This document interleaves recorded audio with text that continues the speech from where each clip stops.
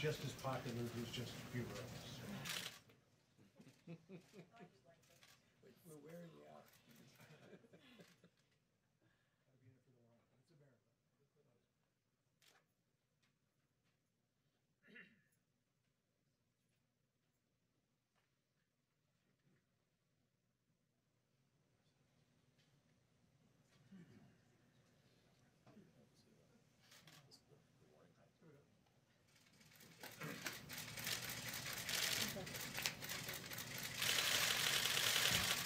Thank you very much.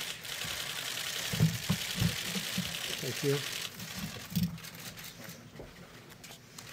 So I'm glad to see that you're practicing social distancing. That looks very nice.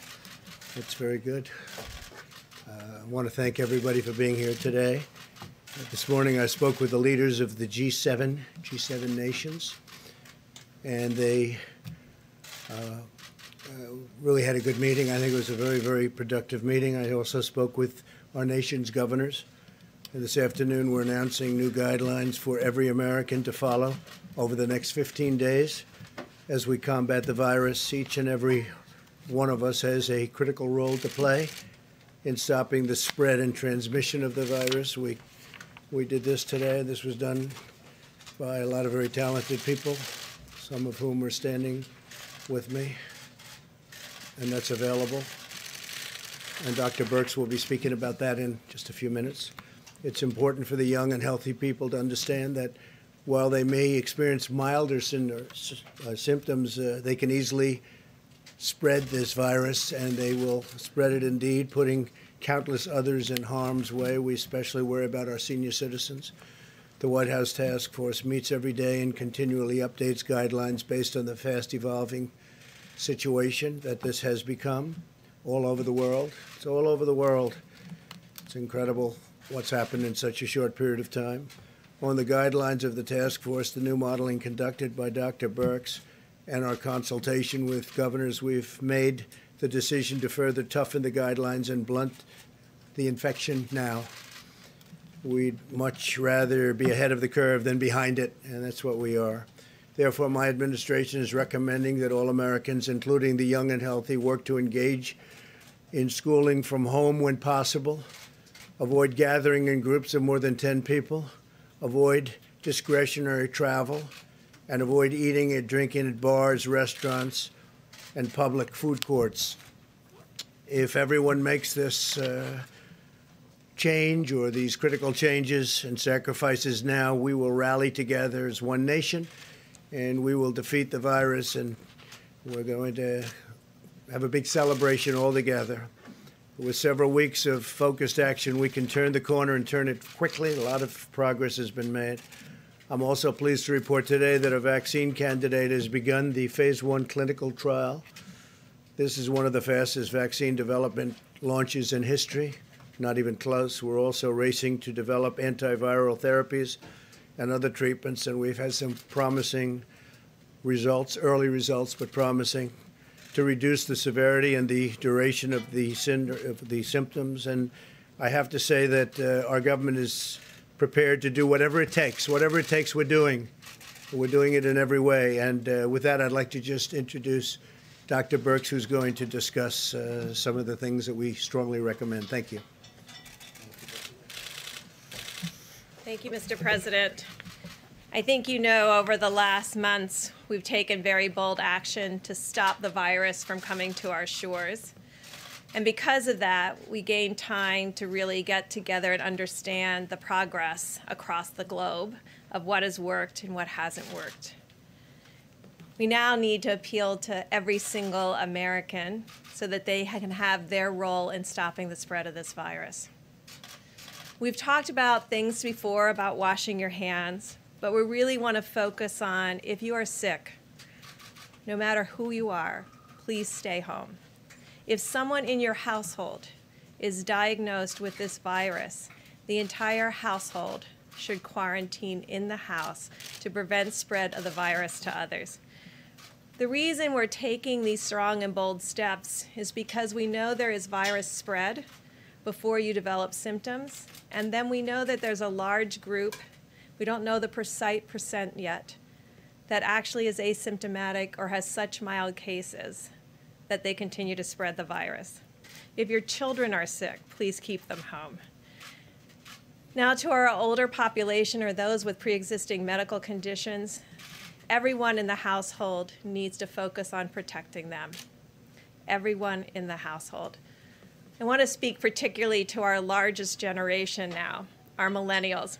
I have the mom of two wonderful millennial young women who are bright and hardworking, and I will tell you what I told to them.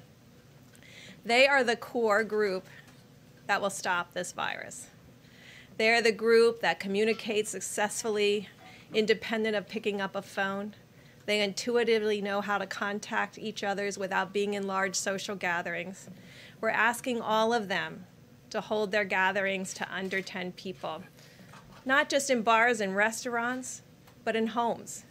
We really want people to be separated at this time, to be able to address this virus comprehensively that we cannot see, for which we don't have a vaccine or a therapeutic. The only thing we have right now is the amazing ingenuity and compassion of the American people. We're appealing to all Americans to take these steps, to protect each other, and to ensure that the virus doesn't spread. These guidelines are very specific, they're very detailed. They will only work if every American takes this together to heart and responds as one nation and one people to stop the spread of this virus. Thank you.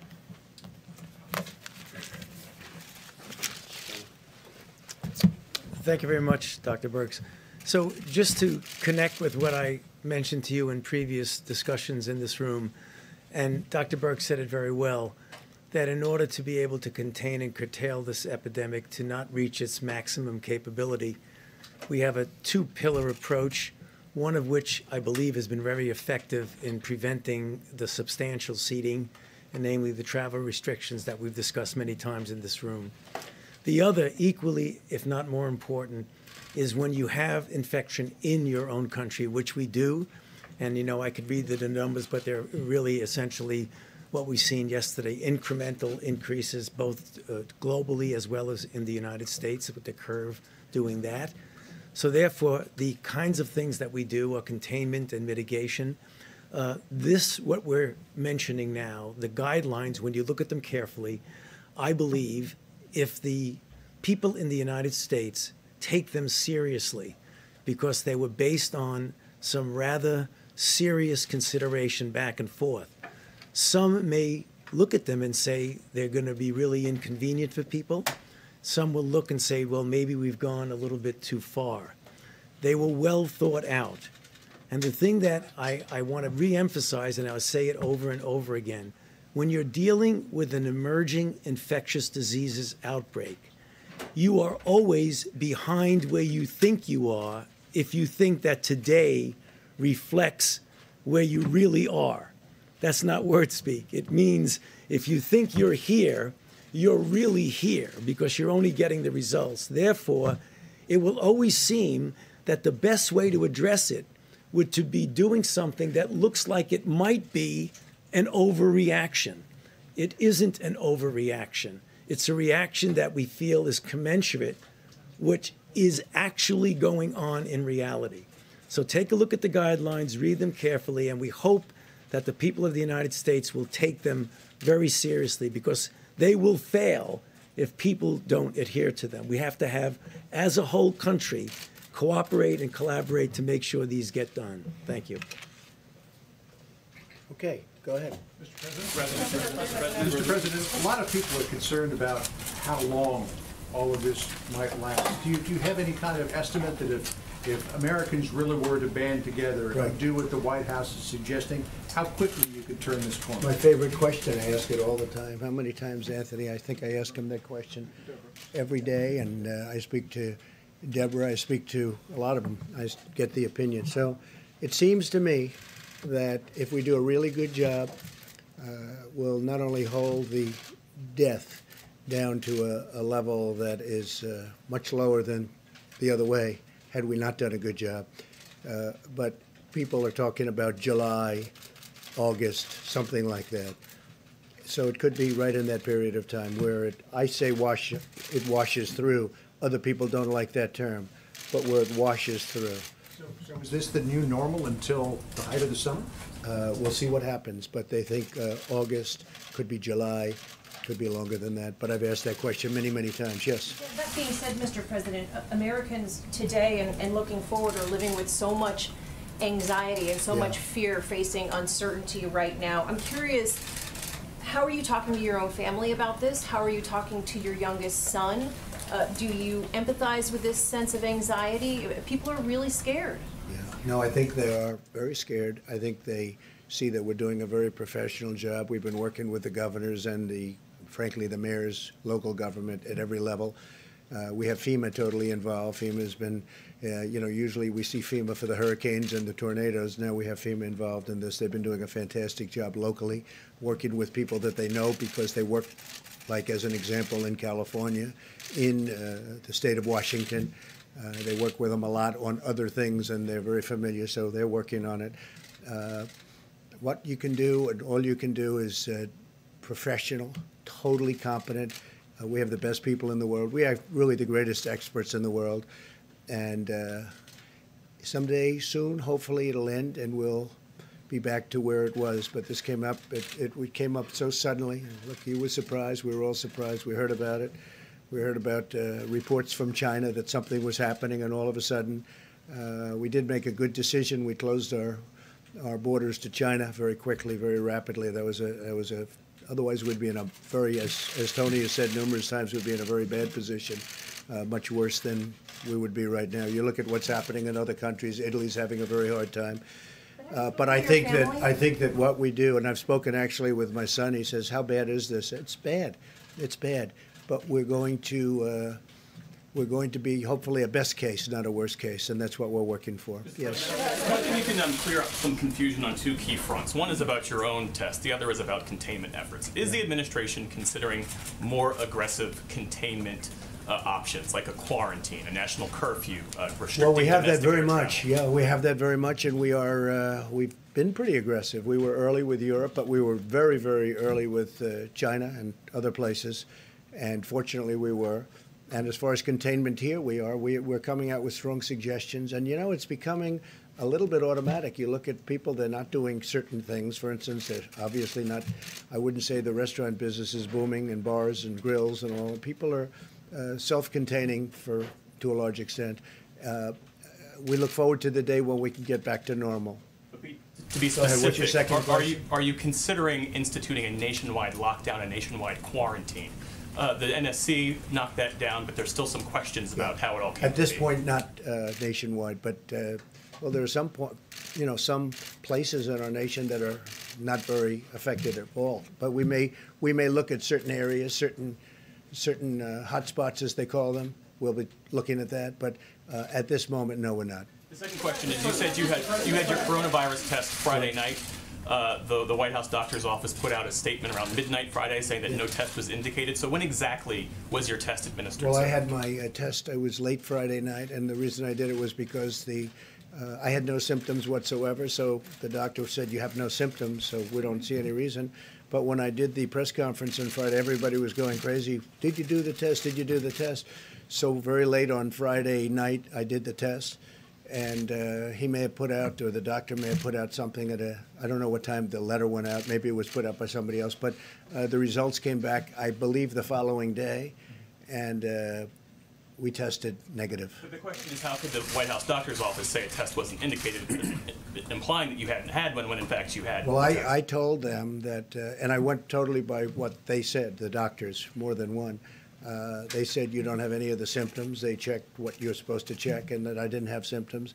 But I did a test late on Friday night, and it came back probably 24 hours later or something. They sent it to the labs, came back later. Yeah, please. Mr. President, you had a teleconference with the nation's governors today. Yeah. And in that teleconference, you told them if they need things like respirators or masks to try to get it on their own. What did you mean by that, and what will the federal If they government can get do to them help? faster by getting them on their own, in other words, go through a supply chain that they may have, because the governors, during normal times, the governors buy a lot of things, not necessarily through federal government. if they're able to get ventilators, respirators, if they're able to get certain things without having to go through the longer process of federal government. We have stockpiles now, and we're ordering tremendous numbers of ventilators, respirators, masks, and they're ordered, and they're coming, and we have quite a few at this point. I think, Mike, we have a lot. But if they can get them directly, it's always going to be faster if they can get them directly if they need them. And I've given them authorization to order directly. Go ahead, please. Mr. President, one of the big weaknesses in our healthcare system is surge capacity for medical facilities, and I wanted to ask what precautions, what planning is being done to get China was able to build hospitals in a matter of days. Are you prepared to use the Corps of Engineers or FEMA to start building surge capacity that we may need in a couple weeks? Well, first of all, we hope we don't get there, and that's what we're doing, and that's why we're taking a very strict look at this. But we also are looking at areas, and not only looking, we're expanding certain areas. We're taking over buildings that aren't used. We're doing a lot in that regard. We hope we don't have to get there, but we are doing a lot in that regard. Mr. President, could you clarify something? These guidelines say stay home if you're sick. Yesterday, the Vice President said no one should worry about losing a paycheck if they stay home when they're sick. But the House bill exempts companies of 500 employees or more from the paid sick leave requirement, and that's 54% of the American workplace. Why is it a good idea to only require small businesses to provide paid sick leave? Well, we're looking at that, and we may be expanding that. We are looking at that. We want fairness. We want it for everybody. No, we're looking at that through the Senate, because as you know, the Senate is now digesting that bill. So we may very well be adding something on that. Okay? Good question. Two questions here, Mr. President. One, going off of what he was asking, how many ventilators and how many ICU beds do we have right now, and will it be enough? I could get back to you with that number. We've ordered a lot. We have quite a few, but it may not be enough, and if it's not enough, we will have it by the time we need it. Hopefully, we won't need them. And you'll give us the exact number? Yeah, we'll be because able to so give far you. they have not given us an exact Well, number. we can give you a number. If it's important, we'll give you a number. Go ahead. Okay. And yesterday you said that this was under tremendous control. Do you want to revisit that statement if we are going to be experiencing this until July or August, 5 more months ahead of right where we are When I'm now? talking about control, I'm saying we are doing a very good job within the confines of what we're dealing with. We're doing a very good job. There's been a tremendous amount of the way they're working together. They're working hand in hand. I think they're doing really a great job. And from that standpoint, that's what I was referring to. Yes, Steve, go ahead. You're not saying it's under control, right? I'm not referring to it, meaning the. Yeah, if you're talking about the virus, no, that's not under control for any place in the world. I think I read. You had said it was, I think so I just wanted read. to No, I clarify. didn't. I was talking about what we're doing is under control, but I'm not talking about the virus. Yes, please. The stock market took another hit today. Is the U.S. economy heading into a recession? Well, it may be. We're not thinking in terms of the virus. Once we stop, I think there's a tremendous pent-up demand, both in terms of the stock market and in terms of the economy. And once this goes away, once it goes through and we're done with it, I think you're going to see a tremendous surge.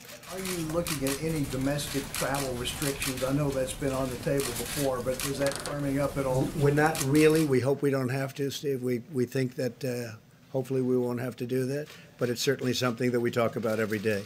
We haven't made that decision. Mr. President, can I ask you, doctors and nurses in this country are telling us across the board that they're terrified of this virus, of the fact that they might get it, of the fact that they might take it home to their families. What can you say to assure healthcare providers in this country that the federal government is doing something today to ensure that they get personal protective equipment to protect themselves and their families? Well, I think the federal government is doing everything that we can possibly do. We made some very good early decisions by keeping people out, by keeping countries out, certain countries where the infection was very immense. I notice a lot of people are talking about South Korea because they've done a good job on one side, but on the other side, tremendous problems at the beginning. They had tremendous problems and great numbers of death. I think that we've done a fantastic job from just about every standpoint. With that being said, you look, no matter where you look, this is something, it's an invisible enemy. And, but we are speaking all the time, not only with the people, but also the professional people, the nurses, the doctors. They have been doing a fantastic job. We are also working very much on getting them the kind of equipment that they need. And for the most part, they either have it or they will be getting it. But remember this, We want the governors, we want the mayors, we want them locally from a local standpoint because it can go quicker. We want them to work. And we had a great talk with the governors today. I think it was a really great talk. There's a tremendous coordination. There's a tremendous spirit that we have together with the governors. And that's pretty much, for the most part, bipartisan. Yeah. Mr. President, you told John that you think this could wash through, as you said, July, August. You just told Steve when he asked you about a possibility of recession. You said it may be. I'm curious, if there is a recession, when do you think that might hit? Well, I don't number one, determine recession. I just say this: we have an invisible enemy. We have a problem that a month ago nobody ever thought about. Nobody in the, I've read about it. I read about many years ago, 1917, 1918. I've seen all of the different problems similar to this that we've had. This is a bad one. This is a very bad one. This is bad in the sense that it's so contagious. It's just so contagious, sort of record-setting type contagion. And the good part is the young people they do very well, and healthy people do very well. Very, very bad for older people, especially older people with problems. My focus is really on getting rid of this problem, this virus problem. Once we do that, everything else is going to fall into place. Yes, please. Mr. President, a lot of rumors last night that you were going to put in a national curfew, or some kind of texting. I've been reading. I've been watching. Right, exactly. Me too. Your people were saying this is a foreign disinformation campaign. Is that what's going on? Are people messing with us on the internet? Well, I don't know. I mean, that I can't tell you if they are or not. And, I think a lot of the media actually has been very fair. I think people are pulling together on this. I really think the media has been very fair. I think it could be that you have some foreign groups that are playing games, but it doesn't matter. We haven't really determined to do that at all, and hopefully we won't have to. That's a very big step. It's a step we can take, but we have not decided to do it. Jennifer, go. Mr. President, two things, one on airlines and one on Jeff Bezos. Can you talk a little bit specifically about what you'd like to do to help the airlines, first of all? And then second of all, we heard that Jeff Bezos has been in contact with the White House daily. Can you say what he's been asking for or proposing? Well, I've heard that's true. I don't know that for a fact, but I know that some of my people have, as I understand it, been dealing with them or with him. And that's nice. We've had tremendous support from a lot of people that can help, and I believe he was one of them.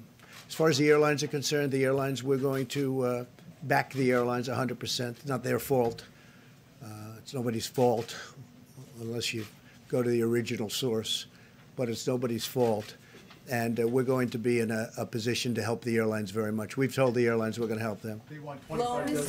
Well, we're going to be helping. We're going to be backstopping the airlines. We're going to be helping them very much, John. It's very important. What do you do about the stock market, sir? $25 billion for the passenger carriers and $4 billion for cargo. We're going to be looking at it very strongly. We have to back the airlines. It's not their fault. In fact, they were having a record season. Everybody was. They were having record seasons, and then this came out. And it came out from nowhere. So not their fault, but we're going to be backing the airline, yeah. The stocks continue to fall today. Would the White House support negative rates? Best thing I can do for the stock market is we have to get through this crisis. That's what I can do. That's the best thing we can do. That's what I think about.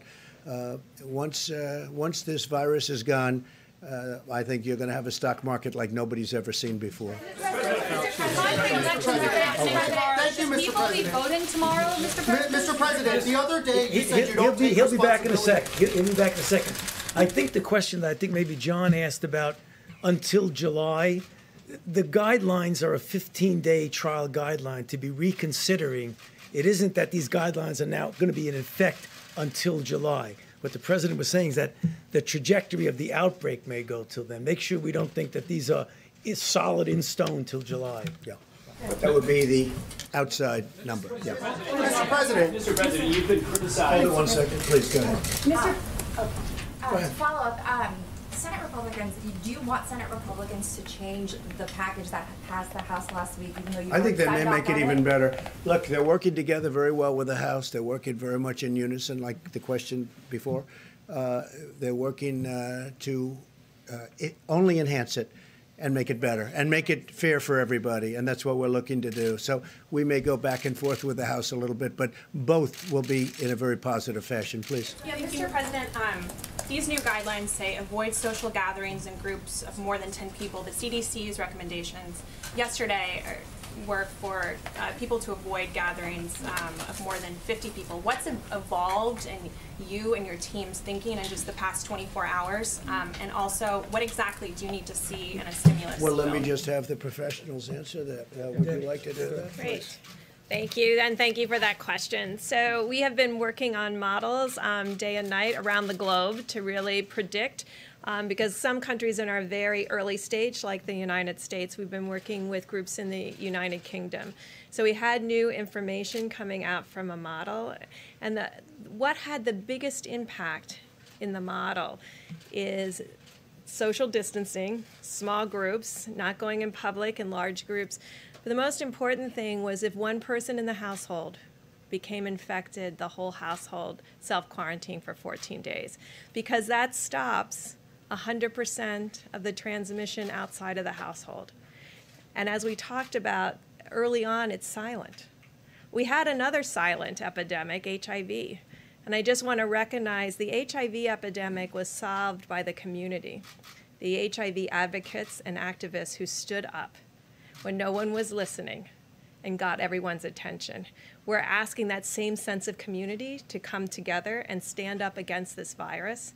And if everybody in America does what we ask for over the next 15 days, we will see a dramatic difference, and we won't have to worry about the ventilators, and we won't have to worry about the ICU beds, because we won't have our elderly and our people at the greatest risk having to be hospitalized.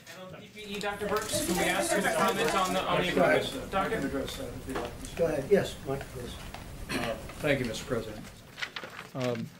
Very productive call today with governors. We talked about the new rollout of testing that we described yesterday, and drive-through and community-based testing. And I know how grateful the President is for the efforts that governors are making, and now with the Admiral and the United States Public Health Service as well as FEMA, we made great progress today in coordinating those efforts.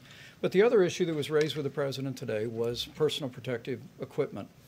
And the reason I mentioned testing is because one of the recommendations that we have for states is that these remote testing sites make a priority of two groups. One would be people over the age of 65 that have symptoms. We don't want them to go to hospitals or emergency rooms. We want them to go to a remote site in a parking lot or at a isolated community location. But the other category is our healthcare workers. We want to make sure that our healthcare workers have the opportunity to be tested, and using that new high throughput test that the President arranged with our major commercial labs, we'll be able to do that much more expeditiously. So we're putting a real priority on our extraordinary healthcare workers that are at this very hour coming alongside people that are struggling with the coronavirus and people that are concerned that they may have been exposed. The other piece is we're grateful that the legislation passed by the House of Representatives includes liability protection for N95 masks produced by companies like 3M in Minnesota, by Honeywell. Literally tens of millions of masks are produced every year for industrial purposes, for construction. But the health experts say they can be used just as readily to protect healthcare workers from respiratory ailments. 3M and other companies were not able to sell those to hospitals, but the President negotiated with the Democratic leadership of the House and Senate. We've added a provision to the bill that will literally, from one company alone, add another 30 million masks per month back to the marketplace. We're strengthening the supply chain, and healthcare workers around America can be absolutely certain that the President and our entire team are going to continue to put the health of America first and put first our healthcare workers across this country that are meeting the needs of the people of our country. Mr. Vice President, how many test kits have been sent out and how many people can actually be tested? I think the Admiral can answer that. And you might want to talk about the roving also. So thank you very much for that. As we talked about yesterday, we're really entering a new phase of testing. At first, we were at the initial phase where the CDC-developed test was only available in public health laboratories in the CDC. Works very well for a few thousand tests per day after it gets running. We're now moving into a phase that the big commercial laboratories with high throughput screening have availability. So as we talked about last week, because of the historic efforts of the FDA, a Roche test, and as the President predicted, a Thermo Fisher test were both produced last week under an emergency use authorization. 1.9 million of those tests will be sequentially into the ecosystem this week. From the information we have right now, 1 million tests are available with all the reagents, everything ready to go, primarily at the reference labs called Quest, LabCorp, and a couple others. Now, it doesn't matter if they're not in your neighborhood, because every day when people get tests, a little white box goes out in front, it gets shipped by an incredible distribution system, the test result, and it's electronically reported. So these are available to people nationwide.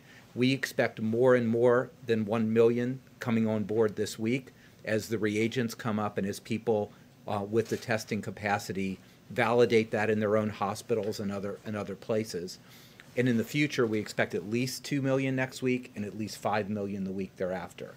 There are also a whole growth of what's called laboratory determined testing or laboratory-derived testing, where individual laboratories, because of the regulatory deregulation of the FDA, can develop their own tests and start using them. So if you're a CLIA-certified lab with complexity, you can do that. So the point is, testing is now entering sort of what we normally do in the healthcare system, where big labs in a high throughput basis receive these through normal channels. So that part of it is really underway. Do you know how many Americans have actually been tested? Do you have a number? There is a number. I don't have that number because I've been working on setting up this distribution system. So this is where we are. The state and public health laboratories in the CDC are published every day on the CDC website. The CDC gets feeds from LabCorp and Quest, and they get that on a daily basis.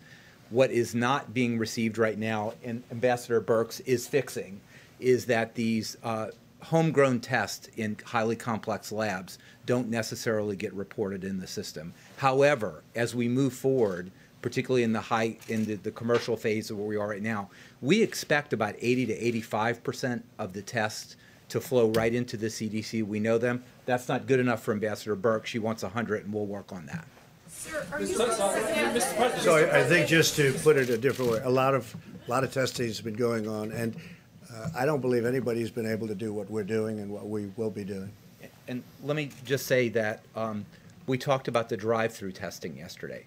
I want it to be clear to everybody, this is just another tool for states and local public health systems and healthcare systems to use. It's not replacing testing that goes on in a doctor's office or in a hospital, or if you go to your doctor and wants to get tested in that office. This is just another tool that we're helping the states to have. And again, as we talked about, this is modeled on the FEMA-based points of distribution system optimized for testing. We expect this week, we now have gear, people being shipped right now today that will be in over 12 states with multiple sites, many states having multiple sites, to start augmenting the local capacity and really providing the state and the local people what they need as another way for people to get tested. So this has never been done before. That's never been done, and certainly not on a level like that. And I will say that I think I can speak for the professionals that if you don't have the symptoms, if your doctor doesn't think you need it, don't get the test. Don't get the test. I think that's very important. Not everybody should run out and get the test. That's right. But we're able to handle tremendous numbers of people. John? Mr. President, earlier today, Governor Cuomo of New York said that he believes that hospital capacity soon will be overwhelmed and implored you to call on the Army Corps of Engineers to build temporary facilities to house patients. Is that something we're looking into? It. We've heard that. We've heard it from really two places. There are two places that have specifically, New York being one, and we are looking into it very strongly. Yeah. Steve, go ahead, please. Sir, how have you changed your own behavior to take account of this virus? Are you washing your hands more? Oh, I've always washed my hands a lot. I wash my hands a lot, probably, maybe if anything more, certainly not less. What was it like taking the test? something I want to do every day. I can tell you that. It's you know, it's a little bit of good doctors in the White House, but it's a test. It's a test. It's a medical test. Nothing pleasant about it. You had said that in a tweet that Governor Cuomo should be doing more. Well, I think he can do more. What specifically but I think should he be doing? I think he can do more. And you know, it's an area of the country that's very hot right now. I think New Rochelle, and a place I know very well. I grew up right near New Rochelle. I think it's an area that has to be tamped down even more because it's a hotbed. There's no question about it. So I think they can look at doing it. But we're getting along very well. We've had a very, in fact, I noticed he made some statements just now that the relationship with the federal government has been good. The federal government has done everything they've wanted us to do. But we can. I think it's very important that all of the governors get along very well with us, and that we get along with the governors, and I think that's happening. Mr. President, that people shouldn't. I have the President. The Defense Secretary and the Assistant Defense Secretary have decided to separate and be in a bubble to avoid the spread of the disease and to protect the chain of command. Is that something you and the Vice President should be doing? And has there been any talk about having to have a 25th Amendment? Well, we haven't thought of it, but you know, I will say this: that we're very careful. We're very careful with you know, being together. Even the people behind me they've been very strongly tested. I've been very strongly tested, and we have to be very careful. But everybody should be vigilant. We have to be vigilant. Yeah, please. Mr. President, two simple questions for you, Mr. President. Go ahead, please. Two simple questions for you, Mr. President. Hold it before you. Okay. I don't know if this is a question for you or for Dr. Birx, but Dr. Birx said that it is the millennials who are going to lead us through this, and that now is the time to look out for the older people in our home. Older might be a state of mind, not necessarily an age. So for those millennials of us who have parents who are in their 50s, 60s, 70s, what is older? What should we tell them at this point? Well, if I was Dr. Fauci, I would tell you there's a physiologic age and a numerical age. So older people with pre-existing conditions. And what do we mean by that? You know, significant heart disease, significant kidney disease, significant lung disease, any immunosuppression, any recent treatment for cancer, any of those pieces in any household. Now, why do I think the millennials are the key? Because they're the ones that are out and about. And they're the most likely to be in social gatherings. And they're the most likely to be the least symptomatic. And I think we've always heard about the greatest generation. We're protecting the greatest generation right now, and the children of the greatest generation. And I think the millennials can help us tremendously by having, plus they need to communicate with each other. Public health people like myself don't always come out with compelling and exciting messages that a 25 to 35-year-old may find interesting and something they will take to heart. But millennials can speak to one another about how important it is in this moment to protect all of the people. Now, you could be 40 and have a significant medical condition and be of substantial risk. You could be 30 and having come through Hodgkin's disease or non-Hodgkin's lymphoma and be of a significant risk. So there are risk groups in every age group, but there's more millennials now than any other cohort, and they can help us at this moment. Mr. President, thank you very much. Thank you very much, Mr. President. You already talked. Mr. President, the other day you said that you were not responsible for the testing shortfall. Very simple question. Does the buck stop with you? And on a scale of 1 to 10, how would you rate your response to this crisis? I'd rate it a 10. I think we've done a great job. And it started with the fact that we kept a very highly infected country, despite all of even the professionals saying, no, it's too early to do that. We were very, very early with respect to China. And we would have a whole different situation in this country if we didn't do that. I would rate it I would rate ourselves and the professionals. I think the professionals have done a fantastic job.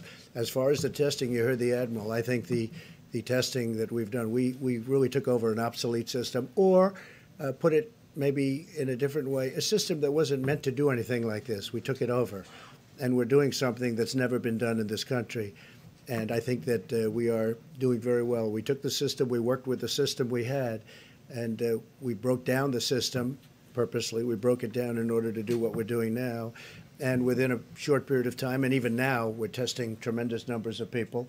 And ultimately, you're saying it will be what? It will be up to how many people will we be able to test? We certainly expect with the high throughput testing that that's no longer a barrier. The barrier is actually doing the test on a person. And I'm sure, as the president would inform you, in order to do the test, a healthcare provider needs to dress in full personal protective equipment. And there's a swab that's put in the back of the nose all the way to the back of the throat. It's called a nasopharyngeal swab, which is then put in media. The next person who has to get tested, that healthcare provider has to change all the personal protective equipment. When you put that in, it's highly likely a person coughs or sneezes, so you're at risk. So that's what we're trying to fix now by the mobile platforms, by all the things we're doing, is to enable sort of high throughput of this swabbing. And we're doing some technological things too that might be breakthroughs to make it much faster. But we certainly expect that from thousands of people per day, we will be at the tens of thousands of people per day this week, according to those who are. Does the buck stop with you, Mr. President? Does the buck stop with you? Yeah, normally, but I think when you hear the, this has never been done before in this country. If you look back, take a look at some of the things that took place in 09 or 11 or whatever it may have been. They never did. Nobody's ever done anything like what we're doing. Now, I will also say, Admiral, I think we can say that we're also getting this ready for the future, so that when we have a future problem, if and when, and hopefully we don't have anything like this, but if there is, we're going to be we're going to be starting off from a much higher plateau, because we were at a very, very low base. We had a system that was not meant for this. It was a smaller system. It was meant for a much different purpose. And for that purpose, it was fine, but not for this purpose. So we broke down the system, and now we have something that's going to be, and is very special, and is ready for future problems. I think we can say that very strongly. Yeah. Go ahead, please. Thank you, Mr. President. Yes. How close are you to shutting down America's northern border with Canada? And could you also speak to the fact about the elections that are supposed to be taking place tomorrow? Is it your advice that those states postpone those elections? Well, I'd leave that up to the states. It's a big thing, postponing an election. I think, to me, that really goes to the heart of what we're all about. I think postponing an election is a very tough thing. I know they're doing, because they've been in touch with us, they're doing it very carefully. They're spreading people out at great distances, as you can see. And I think they'll do it very safely. I hope they do it very safely. But I think postponing elections is it's not a very good thing. They have lots of room in a lot of the electoral places, and I think that they will do it very well. But I think postponing is unnecessary. On the northern border, sir, how close are you to We shutting think it about down? it. We think about it. If we don't have to do it, that'll be good. We have very strong emergency powers when it comes to something like this, both on the southern and the northern borders, and we are talking about different things, but we'll see. Right now, we have not decided to do that. Steve? Can we get Dr. Fauci to talk about the vaccine trial today, and whether the timetable for a vaccine is it possible to accelerate, or is it still 12 to 18 months? So, thank you for that question. The vaccine candidate that was given the first injections for the first person took place today. You might recall when we first started, I said it would be 2 to 3 months, and if we did that, that would be the fastest we've ever gone from obtaining the sequence to being able to do a phase 1 trial. This has been now 65 days, which I believe is the record. What it is, it's a trial of 45 normal individuals between the ages of 18 and 55. The trial is taking place in Seattle. There will be 2 injections, one at 0 day, first one, then 28 days. There will be 3 separate doses, 25 milligrams, 100 milligrams, 250 milligrams, and the individuals will be followed for 1 year, both for safety and whether it induces the kind of response that we predict would be protective. And that's exactly what I've been telling this group over and over again. So it's happened. The first injection was today. Sir, the market just closed down 3,000, almost 13%. Your response to the market close, sir? Is pregnancy an underlying condition? Dr. Fauci, is there guidance for someone who may have felt sick but then feels better, so you had symptoms but you no longer do, your fever's gone away? How long would you stay home after that point? That's not clear from the guidelines. Well, if you are positive for the infection, if you have coronavirus, it is less how you feel than whether or not you're still shedding virus. So the general issue about letting people out of a facility, who, for example, a hospital or whatever, who have been infected, you need 2 negative cultures, the same way that was just described, 24 hours apart. Yeah, no, the market will take care of itself. The market will be very strong as soon as we get rid of the virus. Yes. Can you clarify about pregnant women? Is that an underlying? Because the UK said today that pregnancy was one of those underlying conditions. Do we say that too? There's very little data in pregnant women. I think about a week ago, I said the reports that came in from China, from the Chinese CDC, of the 9 women who were documented to be pregnant and have coronavirus in their last trimester, delivered healthy children, and they themselves were healthy and recovered. That is our total sample size, and we will be getting more data from countries. While countries are in the midst of this crisis, like Italy, I try not to bother them frequently to get us their data. We try to get it just weekly from the countries that are in the midst of responding to the epidemic, so that their focus is on their individuals in their country. Mr. President, any comment on what people like Devin Nunes, the governor of Oklahoma, have been saying, encouraging people to go out to restaurants, which goes directly against what this advice in your guidelines says? No, I haven't heard that. I haven't heard that from Devin or anybody else. Should they stop saying that? Well, I have to see what they said. But They encourage people to go to restaurants if they felt okay with their families. I would disagree with it, but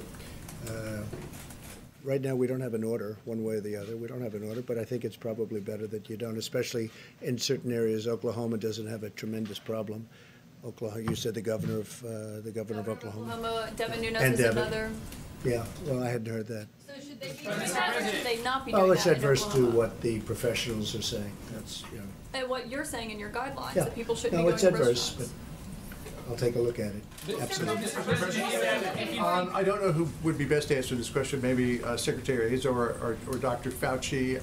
School districts across the country are closing down, yet for the most part daycare centers remain open, and considering that children can sometimes be asymptomatic carriers and go home to older individuals, are there any recommendations about daycare centers?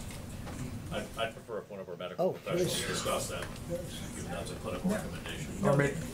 That's a good question, John. In the original guidelines as they were presented, it was schools, not daycare. I think it's very important. We should probably, if we have not discussed that, go back and discuss that in some detail about whether or not that's equivalent to school. It's a good question. A question about the sort of underlying public health strategy behind some of these guidelines. Telling people to avoid restaurants and bars is a different thing than saying that bars and restaurants should shut down over the next 15 days. So why was it seen as being imprudent or not necessary to take that additional step, offer that additional guidance? Well, do you want to answer that? Well, I think we have to say the data that has been coming out, and I'm sure you're all up to date on how long the virus lives on hard surfaces.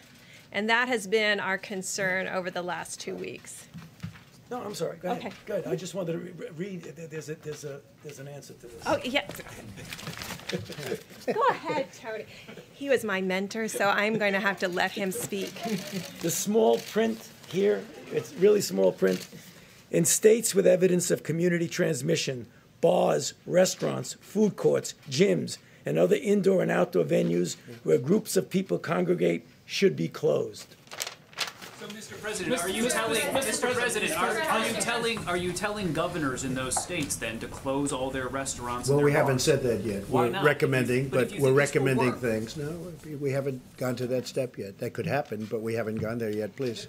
So on the election, you're saying it's a bad thing to postpone it, but if you got the 10-person maximum, guideline, in a practical sense, can you have rallies? Can you primaries surely gather more than 10 Well, people? hopefully this How's it gonna will work? pass through, and hopefully that we'll have Everybody will be going to restaurants and flying and being on cruise ships and all of these different things that we do. And it will very, very hopefully be in a fairly quick period of time. But we're taking a tough stance. We may make certain other decisions. We may enhance those decisions. We're going to find out. As per the question that you were asking, some of those decisions may be enhanced. How about one more? On the cyber attack on HHS, Yeah. is there any reason to believe that they were trying to hack into the system and gather information from the system? And also, is there any reason, so were they trying to hack to get information, and also do you have any reason to think that it could have been Iran, Russia? Do you have any reason to believe it was a foreign actor? So in the previous 24 hours, we saw a great deal of enhanced activity with relation to the HHS computer systems and website. Fortunately, we have extremely strong barriers. We had no penetration into our networks. We had no degradation of the functioning of our networks. We had no limitation of our capacity for people to telework. We've taken very strong defensive actions. The source of this enhanced activity remains under investigation, so I wouldn't want to speculate on the source of it, but there was no data breach or no degradation in terms of our ability to function and serve our important mission here. Thank you. Mr. Vice Mr. President, President, have you what been are you tested looking yet? for in another Sir, have stimulus you been package, tested? sir? Could you speak to that? One thing Mike just said, it's very important to get out that this is for the next, what we're talking about, much of what we're talking about is for the next 15 days. Mike, go ahead. Mr. Vice President, have you been tested? I've not been tested yet. I'm in regular consultation with the White House physician, and he said I've not been exposed to anyone for any period of time that had the coronavirus, and that my wife and I have no symptoms. But we're checking our temperature regularly every day, and we'll continue to follow guidance, which I think may be a good place to land at the end of the day. And that is, as we expand testing rapidly around the country through the new public-private partnership that the President facilitated, we want the test to be available for people who have symptoms, people who have symptoms and are in vulnerable populations, and our healthcare workers, to make sure that they can have the peace of mind that they're doing their jobs and they're properly protected. And so our best counsel, the counsel of the experts, is if you have a question, call your doctor, call your healthcare provider, ask whether or not you should be tested, and that's what my family's doing as well. Let me just emphasize one more point, if I can. The President asked the task force to continuously review the data and the information that we have, not only in this country, but from around the world, to give the best guidance to state leadership and local healthcare leadership and all of the American people about how to keep themselves, their family, and their community safe. This guidance for the next 15 days is what our experts say is the best opportunity we have to lower the infection rate over the entire course of the coronavirus.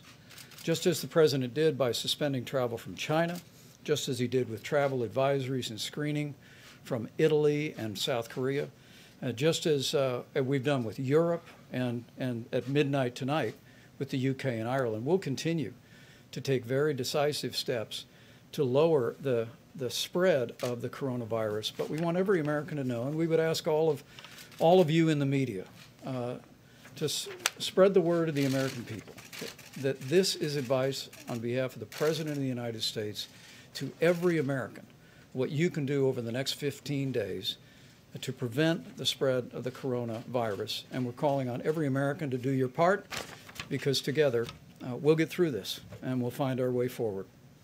Mr. President, just one more. Steve, go ahead, please. Mr. President, what do you think of the G7 Yeah, video we had a conference G7. today.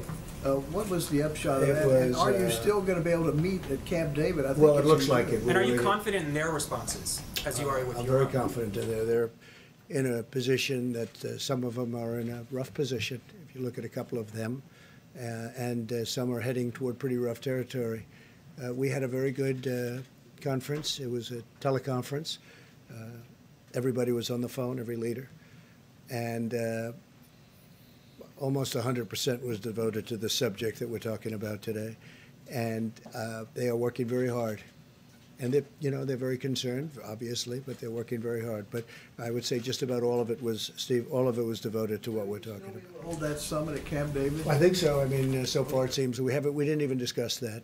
It's still a ways off, but it was a very good discussion, and they have there's a great camaraderie, there's a great togetherness. I think I can say that very, very strongly. Thank you all very much. Thank you. Thank you very much. For the airlines, Do you consider this to be a bailout?